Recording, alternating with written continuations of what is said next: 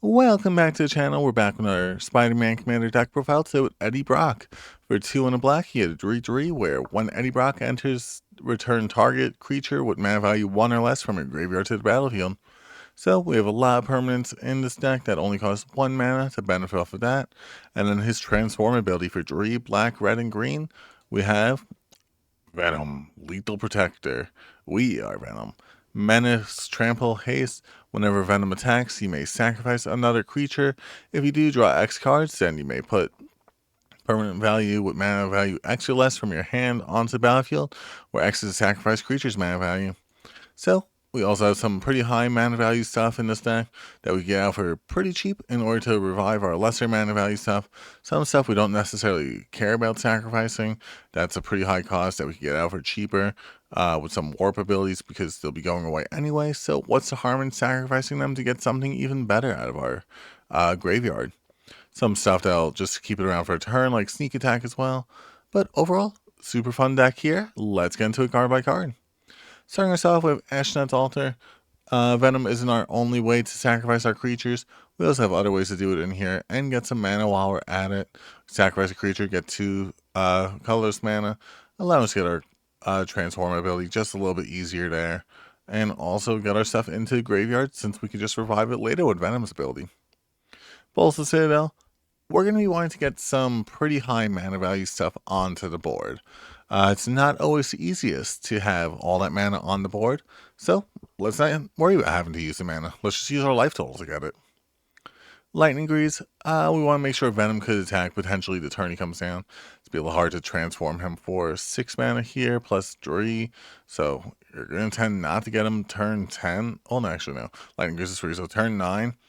But you may be able to get him a little bit earlier with certain cards in this deck. And being able to have him attack early as possible, super helpful. Phyrexian Altar, another way to sacrifice a creature, get some mana, get those creatures into our graveyard so we can bring them back.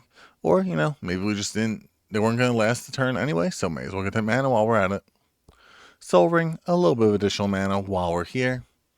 Swiftfoot Boots, another way to make sure Eddie can attack the turn he comes down. Hexproof is also super helpful since he may get a little bit targeted with this deck. Soulstone, another way to sacrifice our creatures. Exile a creature you control, harness a Soulstone. Once harnessed, you have the infinite ability. At the beginning of your upkeep, return target creature card from your graveyard to the battlefield, allowing us something to sacrifice, allowing us something to get something even better back. Well, normally you'll just get your best thing back, and not worry about it.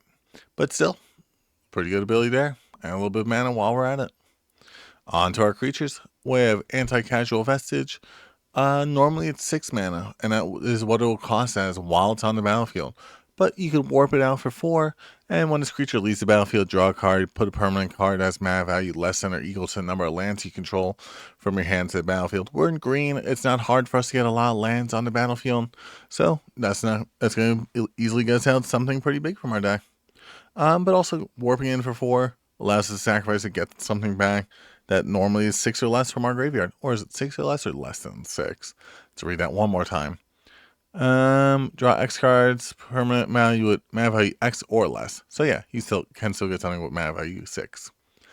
Atsushi, the Blazing Sky. For 4 mana, you get 4/4 Flying Trample. A little bit of draw power by a little bit of exiling top cards of your deck, or to cast those later. And then getting some treasure tokens. This is a creature that we can sacrifice there with Venom in order to get some things back from our graveyard that we kind of want to sacrifice in order to make sure that we can get those treasure tokens in order to make sure that we'll have a way to transform Venom again. Or, even something that we don't mind sacrificing with Ashnod's Altar because 2 mana there plus this 3 mana. We're only 1 mana away from transforming Venom there. Birds of Paradise. We're in green. We have a lot of ways to ramp. Most things that are 1 mana in green allow you to recur a creature. Most things that allow you are 1 mana in green are a creature. So we get a lot of mana dorks in this deck because it's nice to have them. Bygone Colossus.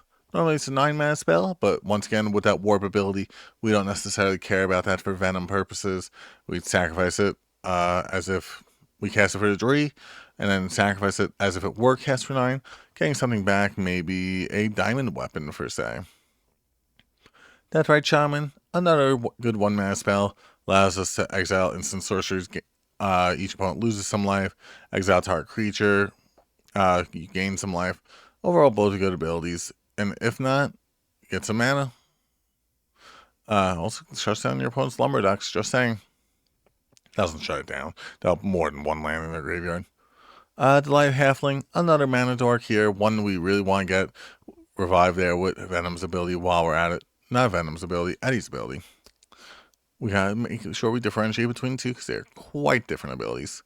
Diamond Weapon, another spell we could get, normally 9 mana, but for each permanent we have in our graveyard costs a little bit less. We have a lot of permanents we could put into our graveyard. So, getting this out for 2 mana, sacrificing it, getting back something else that costs 9. Definitely a deal worth it.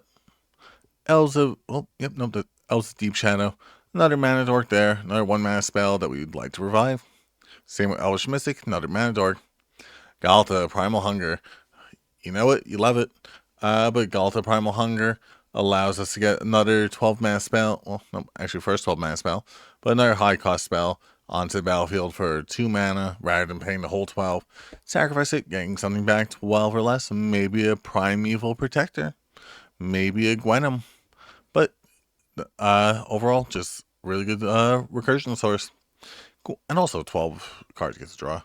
Venom, Remorseless, another way to make sure we don't necessarily have to pay the mana to cast our stuff.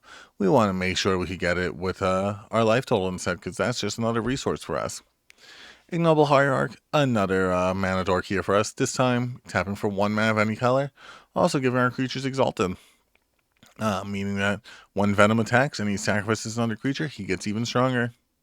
Junji, Midnight Sky, another creature that we want to see get sacrificed in order to revive himself or get revived himself so we can sacrifice him again.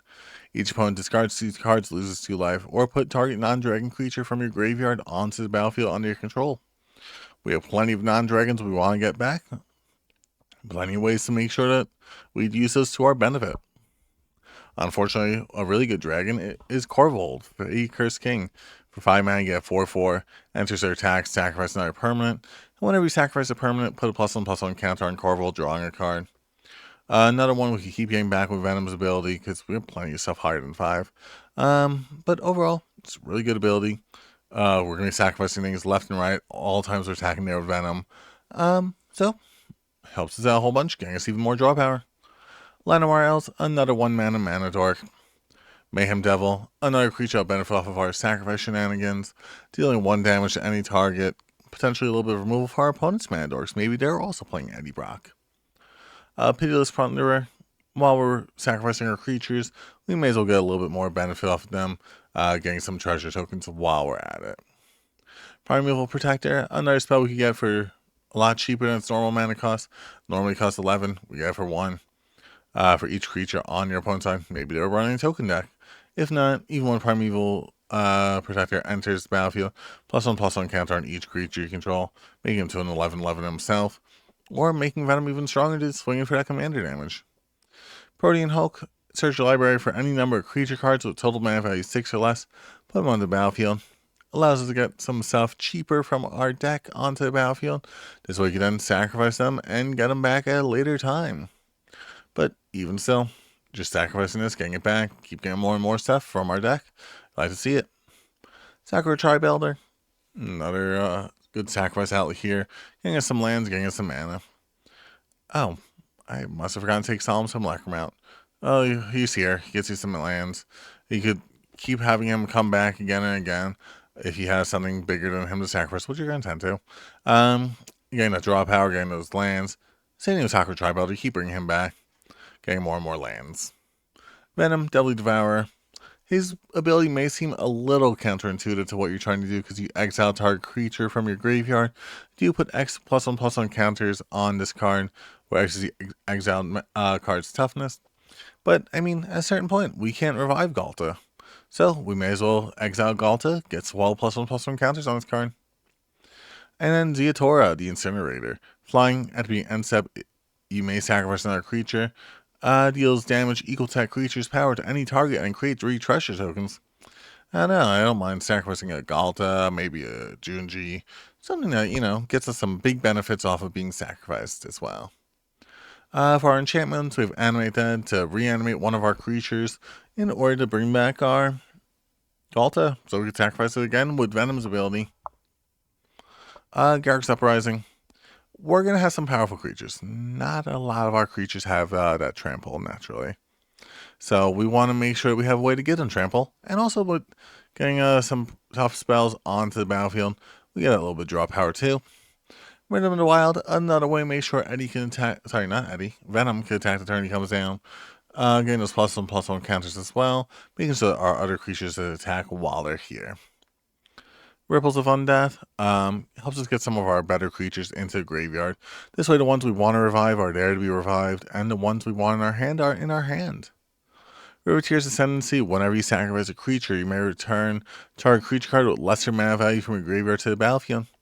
So, sacrifice a Galta, get a Elvish Mystic, and an Elves of Deep Shadow now, thanks to Venom's ability and Riveteer's Ascendancy. Shadow in the Warp, first creature spell you cast each turn costs 2 less to cast. Once again, we have plenty of creatures we want to be getting onto the battlefield for cheaper than they actually cost. This way it doesn't hurt so much when we sacrifice them, so this helps us do just that. And then Sneak Attack, another way to sneak our creatures onto the battlefield, getting them on the battlefield for that 1 mana rather than, 12 with Galta. And then for our instants and sorceries, we have, we have Disciple of Freylice. When we had this one keep entering the battlefield, another creature gain X life, draw X cards, where X that creature's power. Another sacrifice outlet, another draw power outlet. We like to see both of them. For our instance, we have Assassin's Trophy for some removal, Beast Within for some removal. Our offering, sacrifice a creature, add mana equal to that creature's casting cost to your mana pool. Maybe we get Galta for 2 mana, and we get 12 mana after that. I think that's a fair deal for us. Allow us to potentially get what's his name? Eddie Brock and into Venom right away. Chaos Warp for even more removal, crop rotation. We want to sacrifice some stuff, so sacrificing lands, get a land, tends to be worth it. We have some good lands in here as well. Dark Ritual for the extra mana. This way, when we don't have any cost reduction, we have the mana to use what we need. Deadly Dispute, another way to sacrifice our creatures, getting some draw power while we're at it. Entomb, certain creatures we don't want to draw in our hand. Certain creatures belong in the graveyard to be revived. So let's put them right there with Entomb. Heroic Intervention for some protection for our creatures. Moon Mist, transform all humans. That means Eddie. That means transforming him into Venom, meaning getting him right away to attack. Not dead after all, for a little bit of protection there for Venom. Saw in half. Why keep one of our best creatures when we keep 2? And also, a lot of our creatures have things where they'll go away at the end of the turn. So, let's make 2 of them that neither of them go away because they reset their status. And Village Rites, another sacrifice outlet along with some more draw power. And for our sorcerers, we behold the Sinister Six. Turn up to 6 target creatures from your graveyard to the battlefield. They're all going to have different names because you're in commander. But getting that additional creatures, more to sacrifice, more to revive, more to attack with. We like to see it. Blasphemous Act for a board wipe. Buried Alive. In order to foolish burial our stuff. In order to make sure we have the stuff we want in our graveyard there to revive. Cultivate to make sure plenty of lands to keep on doing our shenanigans. Dread Return, another good recursion spell. Get our Galta back to make sure we can sacrifice it for something else. Or one of our dragons. Living Death, way to get all of our creatures back. Why stop at just 1? We have everything. Nature's Lore, Rampant Growth, both getting us some more lands. Reanimate, reanimates creature. Rishkar's Expertise, a lot of draw power, especially with some of the powerful creatures we have in this deck. And then getting a free spell on the battlefield, which we could then sacrifice with Venom's ability, getting our Solemn Simulacrum back. Revisits for even more mana, Toxic Deluge for a second board wipe, and then Victimize in order to get 2 of our creatures back for free. But that's the deck there. If you guys liked the video, make sure you like the video. If you want to see more like this, make sure you like, comment, subscribe so you stay tuned for future videos. Thanks so much for watching. I hope you have a great rest of the day.